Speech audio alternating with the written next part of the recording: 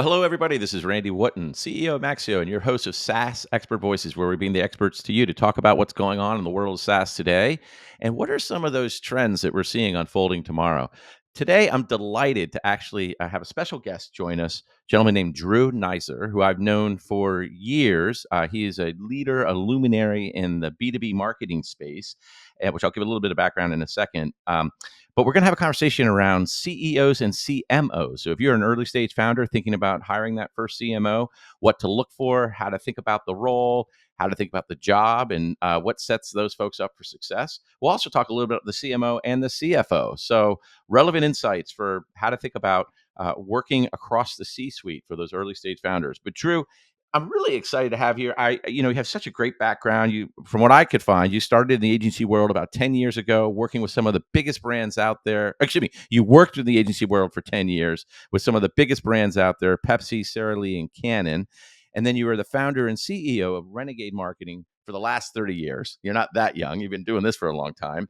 Where you've interviewed over 600 marketing executives for articles at Fast Companies, Ford, Ad Age, Media Post. You have podcasts. You have 2 books. One of my favorite books, Renegade Marketing, for everybody. Should check it out. We'll get into the details around that. And your podcast, which is on my must listen to, Renegade Marketing. So, Drew, welcome. Well, thank you, and for all of those kind words. And I'm just glad my wife isn't listening because she said she'll probably think my head won't be able to get out the door. So thank you for those kind thoughts. My pleasure. And the last thing I forgot to mention was you've actually transitioned to the CMO huddles for the last 4 years, where you are bringing together CMOs from big, small companies, B2B CMOs, and hosting huddles, conversations, and you're also doing a conference in the coming month or so. Can you talk a little bit more about CMO huddles, and if people are interested in getting their CMOs to attend, or CMOs are listening to this, how they might join?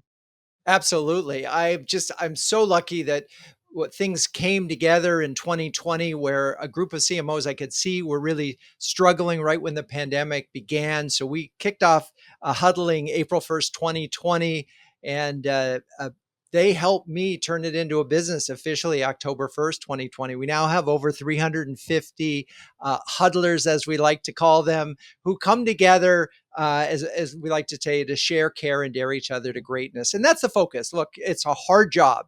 And it's wonderful to be around other CMOs who are facing the same challenges. But it's amazing if you talk to another CMO who has the same challenge, how you two can solve it together.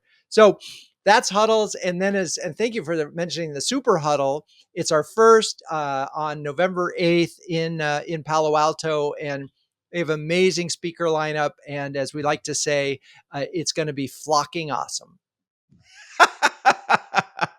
Well, it's interesting you talk about communities. One of the things I've been writing about the 8 secrets to success for CEOs, and one of the things I talk about is this idea of building your tribe. And for me, that includes a couple of components. One is having a mentor, so someone who has directly relevant experience for the situation and context that you're in, having a coach who's someone that helps you. Well, I need extra help in terms of emotional intelligence and working interpersonal effectiveness. And for a CEO, I found this super helpful in terms of working with the board and learning that motion, because that's new to anyone who has a first time CEO gig.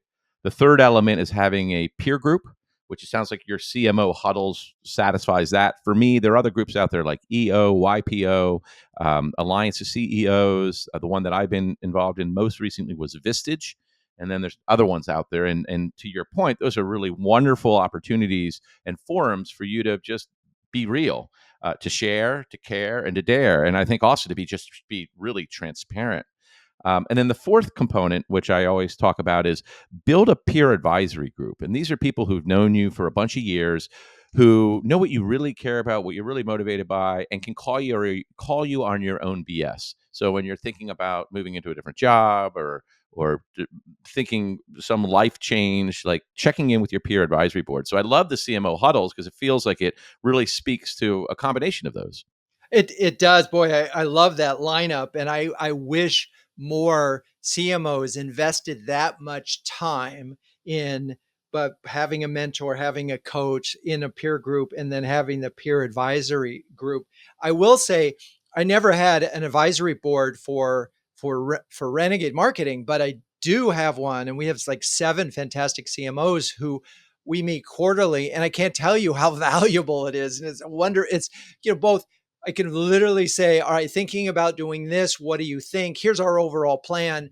And they've just given such great input. So I understand the value of an advisory board, and appreciate that. The peer group thing, and this is a funny thing, and I want to make this, we also support CMOs in transition, and they have two realizations when they're out of work. One is, gee, I wish I built my network while I had a job. Mm. And two, I wish I built my personal brand while I had a job. And so within CMO huddles, obviously, we make it easy for you to build your network. But two, we also have exclusive PR properties that build the personal brand, and we have ways of amplifying it. So it's funny, you get a job, you're head down, I got to just take care of everything, and you forget to give yourself an hour a month, and that's all we're talking about here, but it's really important. Right, I think that sharpen your spear, and how do you build your skills? And I talk about also the fact that one of the things that my driving instinct is operating at the edge of my own ignorance, and so it's what books am I reading, what conversations am I having, which conferences am I going to? It always is hard for a member with Vistage. It's a full day and it's once a month. And every time I go to do that, I'm resistant. I'm thinking, gosh, I have so much to do. How can I possibly spend 8 hours in a conversation with other CEOs? But I do think there's value this where you just disconnect and let the subconscious work problems while you're sitting in a room listening to other smart people talking about their problems. And it provides a perspective that you just don't. I think most people just don't create the time for meditating, uh, percolating, stewing in the issues that you're struggling with. And so the forum itself is you build connections, but it also is just the construct of taking that time out uh, can be really, really valuable. I have to tell you, so I was, funny story about Vistage. I was in it for about 4 years, and I made the day like you, dreaded it, then get in there and found it so valuable, particularly when they had outside speakers come in. Right. And my team, my executive team, absolutely dreaded that next day because I was there with five new things that we could do. So if you do Vistage, I strongly encourage you also to have an operating system like EOS or something so that they can say to you, Drew, that's not on our quarterly plan. Great idea. Let's put it in the future. And so it took me about a year to stop doing that. Uh, Right. because we'll call it, one of my mentors that was sort of also working with us said, you got to stop this. Yeah, well, I imagine in your role, I mean, if we can shift to the roles of CEO versus CMO, one of the things we want from CMOs are ideation. Like the CMOs, I think of the person for a CEO as often the thought partner in terms of company strategy, strategic narrative, next new cool idea that you're going to do in the marketplace. And so you have this rapid ideation and activation that you want. I imagine as a CEO yourself, if you have that tendency, it's kind of let's ideate, and your team is like, well, we got to execute on all the things we said we were going to do. I Yeah. know I have that same challenge. Is I got lots of ideas, and they say, Randy, it's great you having all these ideas. Not all these ideas are good. Well, So and it's funny. So I love the term thought partner. I published an interview I did, anonymous interview I did recently with a CEO who I felt just totally was amazing. And one of the things that they look for from their CMO is that they're a strategy partner. And I wish more CEOs did that because they absolutely should be strategy partners who are thinking more long term than just how are we going to get this one product out the door this quarter. So that's part one. Now the other part of your point was about, the idea a minute CEO. That's the visionary founder. That's that person. And so as a visionary founder, you better have an operations person underneath you who's really good at managing you. that's right. That's right. Yeah, Right. that COO or president or chief of staff, especially as you start Exactly. to scale and Right. you're out coming up with Exactly. all these great ideas. Well, let's do that. Let's bridge to, in our pre-brief, we talked a little bit about the relationship between CEOs and CMOs, and there was three things that lead to success. One is defining what the role should be, talking a little bit about what is a marketing problem versus a business problem, and then what sort of candidate should they evaluate for the role based on broadly what the role is, what the challenges are. And one of the big things with CMOs is no CMO can cover the full landscape well. They have areas they spike, and we'll talk a little bit about that. But Drew, how do you think about for a CEO thinking about hiring that head of marketing to do marketing but not solve business problems in the same way, right? Like a marketing problem versus a business problem. How have you thought about that, and what do you coach your CMOs? So, I wish I could also coach CEOs. And one of the challenges that I do want to, the point I want to make here first and foremost is that less than 20% of all CEOs in B2B have any marketing experience in their career.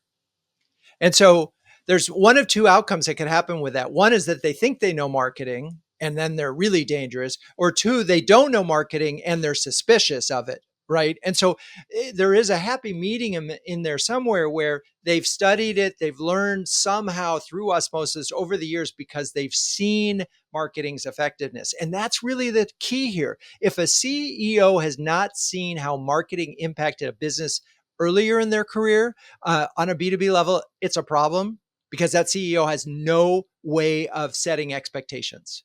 Right. Only thing I'd add to that is I think there's a lot of VCs out there that think they're marketers as well. So Oh you God, end don't up get me started. It's the same thing with PE firms too.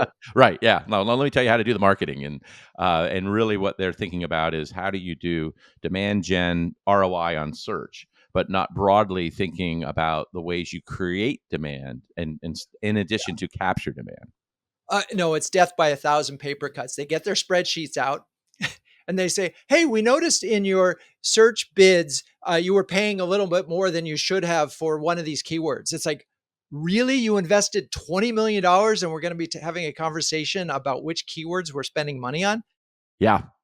So then, how do you, for the people that don't have marketing experience, what's the first thing in terms of framing what the role should be and drawing that distinction between the types of problems you're having the CMO focused on, the marketing problems, versus the business problem that you, the CEO, and the rest of the executive team should be focusing on together? Because I think those two often get conflated. They do. And I think there's sort of business strategy versus marketing strategy. I often think in a lot of these companies, there isn't a business strategy. There's a product that has been sold and they've gotten to a certain threshold and they can't go any farther because it's a product. There's no business strategy. So they say, well, marketing solve with an absence of a business strategy. They say, marketing, fix it, just create demand. And so if a marketer truly understands the difference between business strategy and goals, like you'll hear a CEO say, we want to grow the business 20%. That's not a strategy, that's a goal. Mm. And really understanding the difference is important because you can't just say, hey, we're going to grow 20%. You have to be able to say, okay, we're going to do that because our current customers are going to buy more and they're going to churn less and they're going to recommend us and the analysts are going to promote us and we're going to have some mind space, right? So that's this real serious challenge is business problem versus business strategy versus marketing strategy. There's another thing I want to make a point on, which is about helping them understand the notion of reputation. Because once you use that word versus brand, and we say, hey, you know what it takes to build your own personal reputation in your career. Think about the brands that you love, the car that you just bought, or some other things where reputation really matters, right? They bought a Lexus instead of a Cadillac because they know Lexus's reputation for reliability is really strong, right? Or whatever it is. If they can understand that you cannot sell if you have no reputation, they'll begin to understand what marketing does. Hmm. If they can't understand reputation, it's just go sell the product, darn it. You have a problem. Especially in a B2B context where we got so many different vendors and they all seem to be saying the same thing. Like you could take the logo off of one website and drop it in the other. I've faced this my entire career. I think this distinction, I like that, the reputation versus brand. For me, there's this maybe double clicking on that, having brand awareness and brand preference. And how do you build brand preference through the stories you're telling, the thought leadership you're doing, the podcast you're hosting? Like there's a whole set of things that you're putting out into the ether that you hope is impacting people. Like everyone talks about now, 95% of the buyers aren't in market, but you want to be surrounding them with the brand. And I know how hard this is very directly after we tried to launch Maxio. So we had two brands, SaaS Optics and Chargify. Both of them had a lot of brand equity over 12 years, good reputation, well known in the industry. I happened to be a customer of one of them, SaaS Optics, and loved it. The brand names were descriptive of what they did. SaaS Optics gave you SaaS operating metrics. Chargify let you do subscription management and charging. And then they brought the two companies together and they debated, should we go to SaaS Optics or Chargify or Charge Optics, and it just was getting convoluted, and so they decided to come out with a brand, Maxio, but there is no brand equity. Oh There my is no brand equity, and so over the last 2 years, we've been trying to build the brand, and be careful what you wish for as a CMO, and getting the chance to build a new brand. It's really freaking hard, Right, and trying to capture and take the brand equity of legacy brands and have it attached to the new brand isn't necessarily going to work. And so we end up talking to a lot of people and we say, hey, we're Maxio. And they go, who are you? And we say, oh, we're Legacy SaaS Optics. They're like, oh, yeah, we know you. So can you say a little bit? Because I think we are absolutely in that shoot, that challenge, that gauntlet of trying to build reputation right. on the foundation of two great brands. So there's a couple of thoughts. So let's just define marketing as a heroic battle for mind space, right? Or mind Ah, share, love it. right? So we're battling for that. It's so hard. If you think about how hard it is to get something in your own brain about anything, and it gets harder every year, by the way. But so you're trying to own something, and so in order to own something, you need to say the kind of the same thing that hopefully is different from what other people are saying over and over and over again. And if you're lucky enough to build a brand that or build a reputation in some space, and then you poof walk away from it, um, it's a problem. And I see this over and over again, not from just small companies, but really large companies where there's this hubris. Oh, well, we're going to take two brands, we're going to just create a new brand. And most of the time, the business will tank. To give you a quick example, Eloqua was bought by Oracle. And about a year into it, they decided we can just turn the Eloqua website off. Business went down 30%. Boom, just boom, like instantly. So the CEO, the head of marketing for Eloqua said, "Can I turn this back on?" And it came right back on. Wow. So I did a podcast with Jennifer Renault probably 2 or 3 years ago. It's funny because we recorded in a cab, but she had had the same experience at another company. They took $4 billion brands and they merged them together, PE firm, and then they renamed it. All $4 billion worth of equity lost in a second. And Wow. so what we talk about at that moment is you need something called a reverse migration strategy. Normally, you would take 2 years to migrate a brand from one place to another. So think about a trade show, right? You go to a trade show booth and I see a brand. Oh, look, there's the Apple booth. They never go to trade shows. Bad example. There's the let's see, the Microsoft Windows booth, just in case you happen to be a customer. If you're a customer of theirs, you're going to stop. But if they suddenly change their name to White Wall, you're not going to stop. Those aren't your people. You're not a customer. So you need to be thinking about your customers and their ability to find you at a trade show. They're not going to do it with a new name unless you spent $1 zillion. That's brilliant. In fact, that was our big lesson learned. So we, in January of 2023, we did a brand awareness survey, and we found we had low brand awareness of Maxio, but SaaS Optics and Chartify still had brand equity. And so then we went back to, hey, SaaS Optics and Chartify becoming Maxio. At our trade show in SaaStr this year, we actually have SaaS Optics and Chartify brands still on the trade show booth, it tied to Maxio, hoping to catch those people who remember SaaS Optics and Chartify and come up and say, hey, I remember what SaaS Optics was. What's going on Maxio? But it was so interesting because the tension is it costs money to support three brands It and three does. websites and all the marketing efforts. And so being PE owned, they're like, well, you're spending all this money on all these brands. Why are you doing that? I think there's a real calculus that a CMO needs to work with the CEO on if you're going to launch a new brand. What's the drag that you have to carry forward for some period of time, and how do you determine if the equity of the new brand is outpace the equity of the old brand? And I think having some battle scars, like next time I do this, I'll be like, look, it might be cool if we want to launch a new brand, but let's be very clear about the expectations in terms of spend and pay off over Right. time. And it's not a 1 year thing, it's a 5 year thing. It is, and I so had if I went to the Maxio website and I saw these other two brands as products, Yes, right? And they were a navigational item on your thing, so they would still show up in search. That's the kind of migration strategy that folks need to think about, that's right. right? Is that you are really it's all about making it easy for people who to find you. And the thing is, if they don't haven't heard of you, they won't find you. Because think about how many times your site traffic is based on people actually typing in your brand name. Yeah, the direct traffic versus the Right, indirect and keyword it's a bugs. Yeah. very simple thing, but I can't tell you how often this mistake, and I'm so glad that you shared the story about Maxio and how you brought it, how you did the reverse migration, because I know it's worked, I've seen it work, but I haven't recently heard that, so I'm delighted to have that case too. Thank you. Well, sure, my pleasure. And so let's extend back just a little bit. When you were talking about marketing, I love it. It's the heroic battle for mind share. You've written a book about this, Renegade Marketing. In that book, you talk about four different components, and I think there are 12 steps within those: a courageous, artful, thoughtful, scientific method. Can you talk a little bit about those again as we're thinking about to a CEO, the 80% of CEOs who may not have marketing experience and they're trying to get their head around marketing other than buying your book? Like, what's the crib sheet?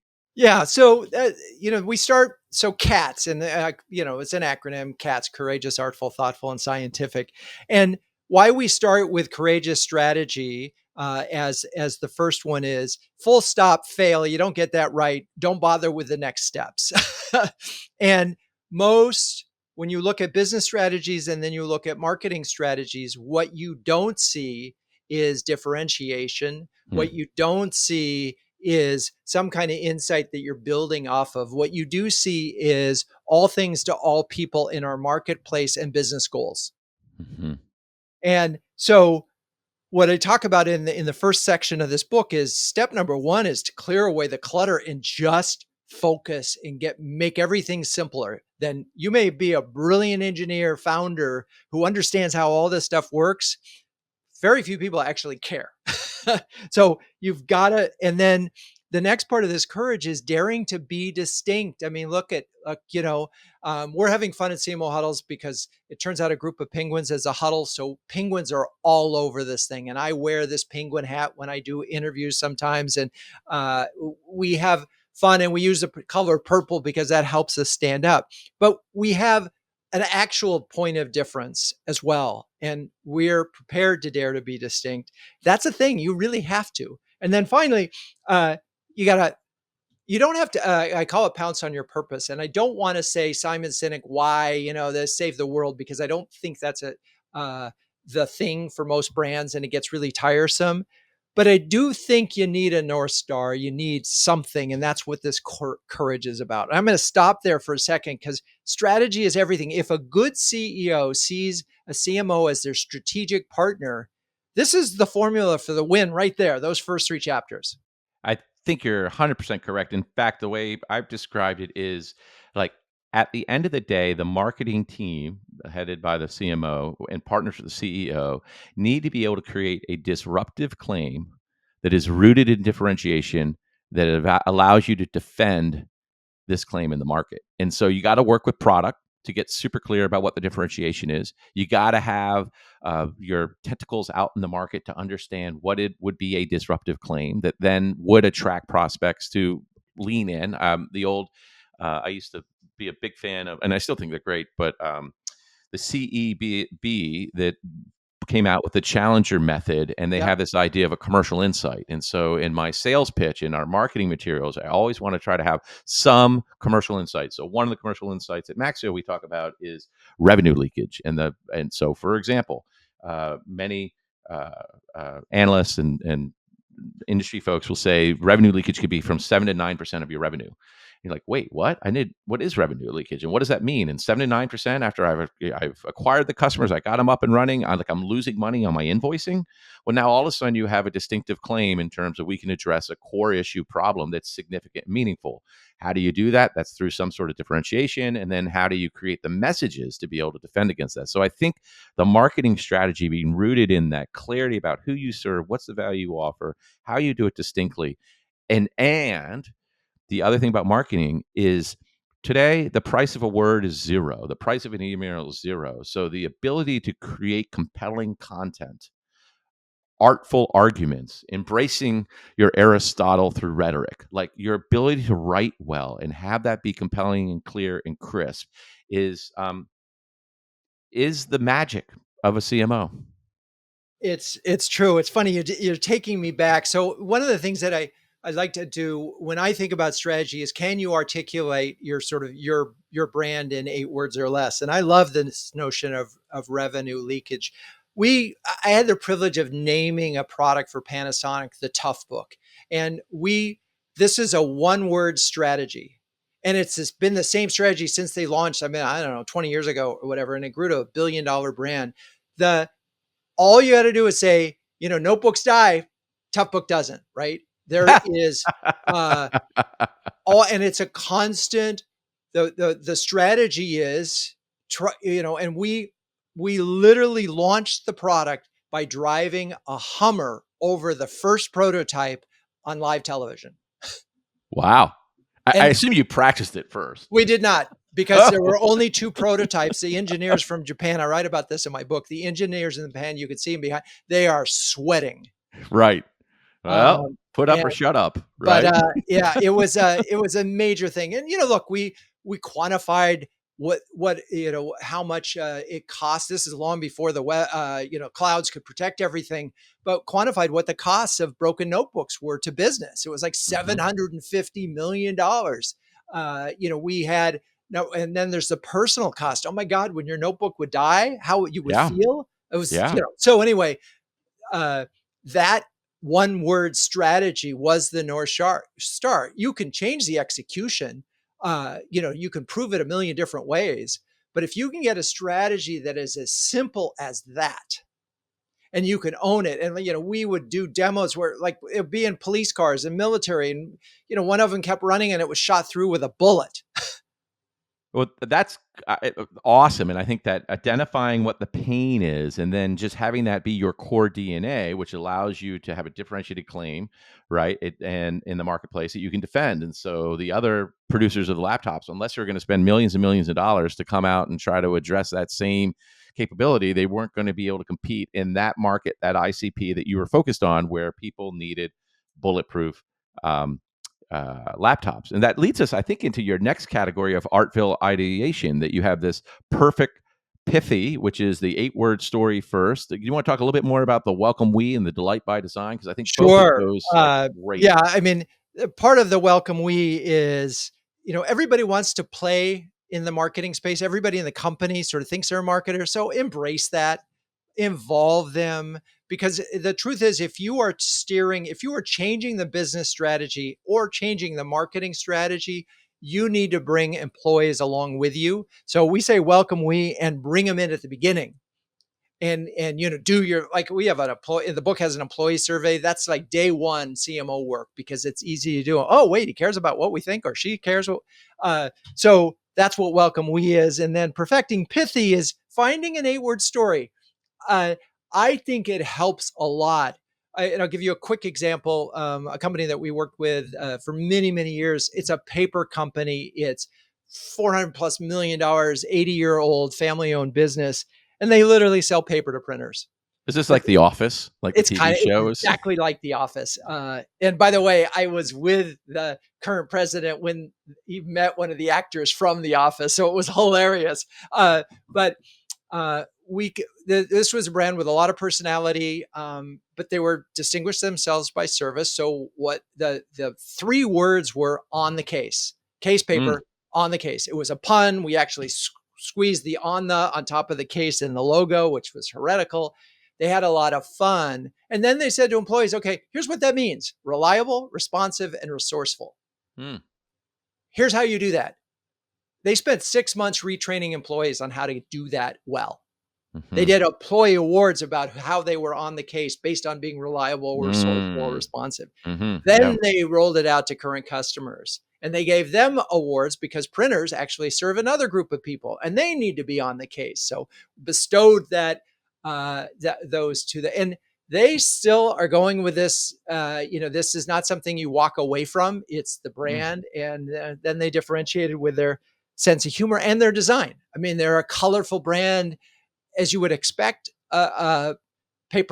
printers to appeal to because they are in the color business, but you'd be amazed. Everybody else in the paper business is boring as hell.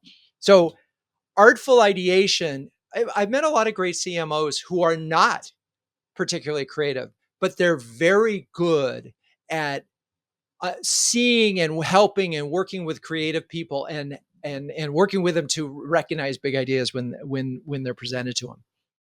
That's great.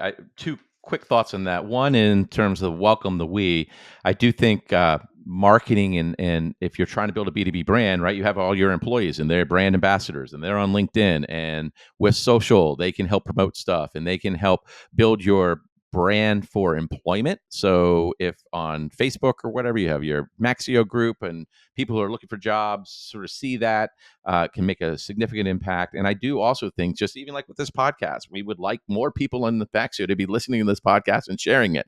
They have an opportunity to do that. And so I do think, how does marketing um, activate the brand? I think the other thing that I find sometimes in marketing organizations is they don't do marketing.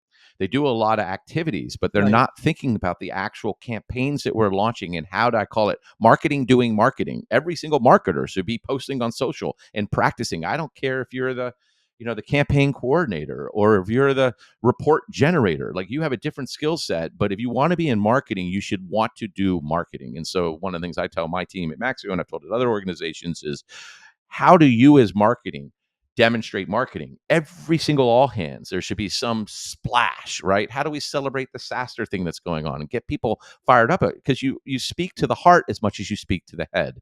And I think the brand identity, the brand values that you are articulating are lived primarily by the brand ambassadors, which is the marketing organization.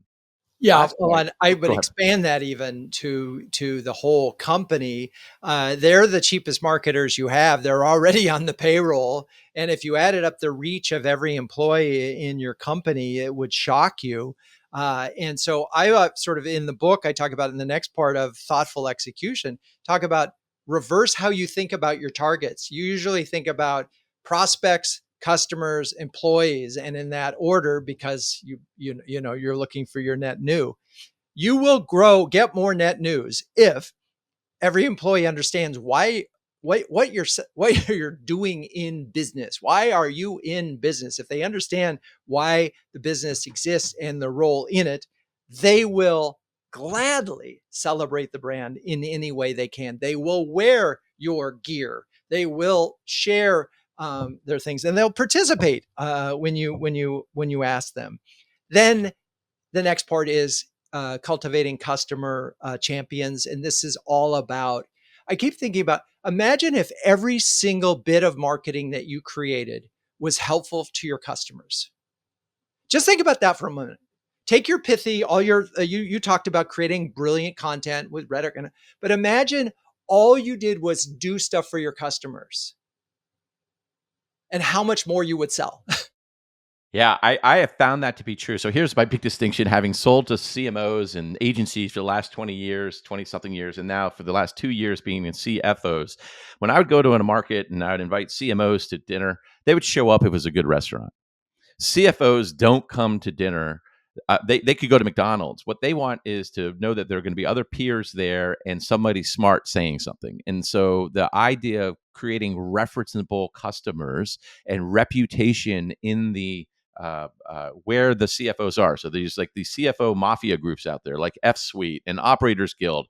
I can't go sponsor. I can't get to them. So you have to create brand stewards, brand ambassadors. I think the best proxy for this right now, even though it's a bit of a pay to play, is G2, where you have people providing reviews on G2. And for companies mid-sized, middle market companies like we're targeting CFOs, that's where they go for advice. They go for advice with their VC cohorts. They go to advice from the other CFOs they know, but they're not coming to conferences. Like I don't think there are going to be many CFOs at SaaStr.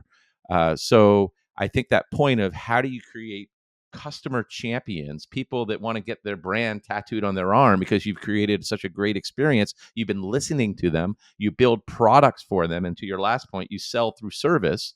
You're helping to answer the questions they have when they need to be addressed, creates these champions that then contribute to that broader reputation.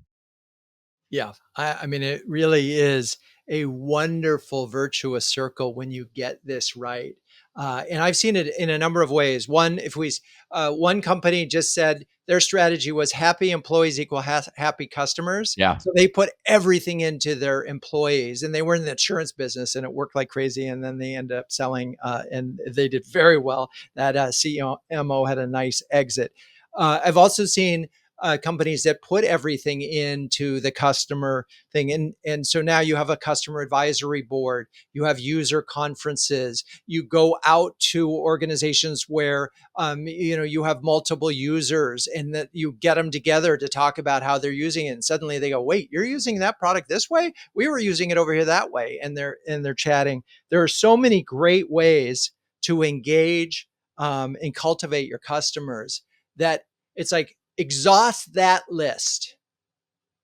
Do all of those things that you can do. And then if there's some left over, go after net new with it. Brilliant. So we had a fourth category, scientific method. I actually want to transition, just given the time, because I think you Sure. have some great insights and recommendations. The top three things that kill CMOs, like when CMOs fail, and those people, you've got huddles, they're all sharing without obviously sharing specifics. Like, what are the broad trends of when a CMO fails? They thought it was going to be a great job. They dated. They had a great interview. They understood the product. They had a great vision. What are the dimensions along which they fail? So first, second, and third is just a mismatch between expectations of the CMO, the CEO, and the board. And I have heard this way too many times now where the CEO says, yes, I believe in marketing. Yes, you'll have a budget. Yes, you'll have a staff. And yes, you won't have to grow the business 150% in the first week there. And then the CMO takes the job and said, oh, I was just kidding about that. Your budget is 50% less and your growth goal is 50% more. And Right. I wrote a post that went viral on LinkedIn that the headline was a quote of a CMO who literally said to their CEO, I am not a miracle worker. Mm, I right. do not have a magic wand. And I certainly don't have a magic wand that can bridge the delta between a 50% budget cut and a 50% growth goal. It's just, and I want to meet the CMO who could do that. Uh, I mean, I have some thoughts for them, but I Yeah. don't think they can do it in 3 months. So there's the expectation of what marketing can do, and there's a mismatch there, and how long it takes, Right. right? And at what cost? And Yeah. at what cost? Yeah. And realistically, the CEO has been thinking about this business over and over and over again since they got hired, and they're thinking about the board, and they're thinking about the pressure to show quarterly revenue to Right. the PE and the VC firm. And you don't grow businesses by the quarter. It's Right. just really hard. There are impossible situations where, do we actually have a clear strategy? And I want to go back to this for a second because there is a real misunderstanding. And this is the mistake I think CMOs make. They go in, new job, and they say, oh, it's a brand problem. Mm, We need a new website. We need a new logo. We need a new color. And that's all they change. And to me, if you understand strategy, if you're changing your strategy, you're changing your product. And if mhm. you change, say we're doing a brand refresh and we're not changing something about the product, why are you bothering? Right. Right. So, but that's a huge leap and it doesn't happen all the time. But if it did, if we said we were going this way, our promise was, your promise was sort of, there's, Revenue revenue leakage. linkage, right? Right.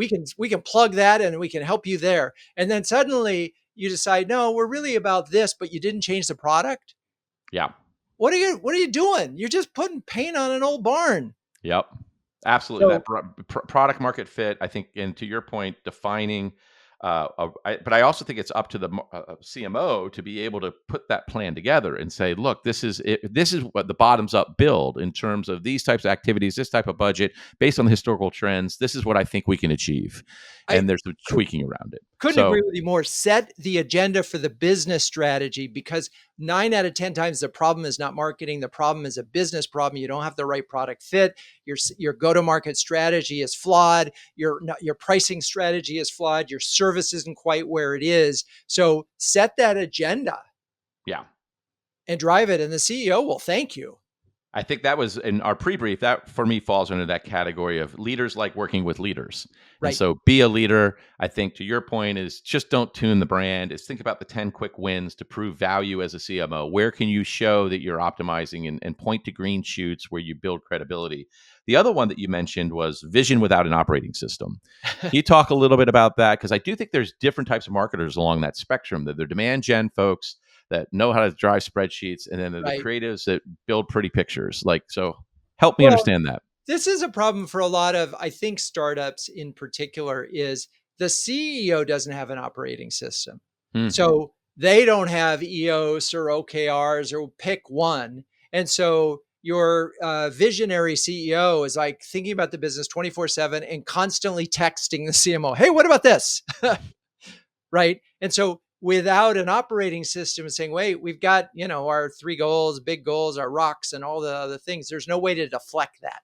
Right. So that's Right. part one. You got to have to have a business operating system. And I think I've sort of lost my train of thought on part two. So you have to rephrase the Oh, the question. vision. So the vision without an operating system. CMOs, if they're not operating within an operating system, a broader operating system, they're going to get Right. struggle because Right. there's so many different levers. But then there's this Right. also And this idea of visionary without operating system. so I know a few CMOs among many who have one way of going. They have a go-to-market strategy that they use, or I'll call it's somewhere between a strategy and an executional plan, where Right. it's content, PR, and something, or it's build community and go from there. And those CMOs say to the CEO before they get hired, "This is how I work. This is how we're going to go to market." And I've seen it work 4 times. Hire me to do that, and I'll make it happen for you. That's an approach. I don't know that many CMOs who have that, or that many CEOs who would take that. Right. And I But think that that is goes. one sort of unique way that I've seen CMOs be very effective, because then it's your playbook done your way. And if it fails, it's all on you. Right. Right. Right. Uh, Well, I and think then, that goes back to the opening of our conversation between the CEO and the CMO is during that interview process, the CEO needs to get clear on what is the strategic context in which they're operating. Talk to some mentors, some marketing people about framing what is the marketing challenge there, and then finding a CMO or head of marketing who spikes in that specific area. Like, do you have a brand problem? Do you have a demand gen problem? Do you have product marketing problem? And I think marketers come up through 3 or 4 different disciplines, yeah, and that's what their core capability is. And you want to make sure you're matching that core capability with what the next stage of growth is that you need. Are you going multi SKU from single product? Are you going? You're opening up a channel? Do you need channel marketing? So I think that's the challenge with marketing. There's all these different levers that could be pulled. The yeah, CEO, the CMO, and the board, to your point, have to get aligned on. No, no, no. Over the next 2 to 3 years, this is the thing that needs to be done to unlock the value. yeah. This gets right back to business strategy versus marketing strategy. Make sure the business strategy is viable, That's great. Well, right? and just the last minute, second one you mentioned, which I think is a good reminder for all of us who think we're very smart, is one of the things that kills CMOs is that they want to be the smartest person in the room. Can you talk a little bit about that and what you've seen and what your recommendations is for all those wannabe CMOs who want to show up as a Yeah. strategic thinker, so they want to be part of the conversations? How do they temper that so that they show up productively in executive meetings? Yeah. I mean, you want to be a great listener first, a great question asker second. And you don't want to be the person who's showing through your questions how smart you are. You are childlike innocent, asking the questions that everybody else in the room is thinking about. Like, how are we going to do that?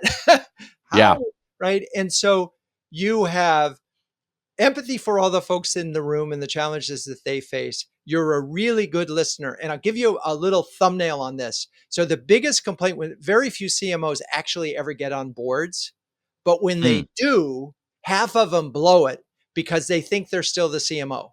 mm, You're not. You're there. You have marketing expertise, but you're there for your business expertise. hmm. So take your marketing hat off, be a student of the business. As one CMO says, my team, everybody in my team knows the numbers of the business.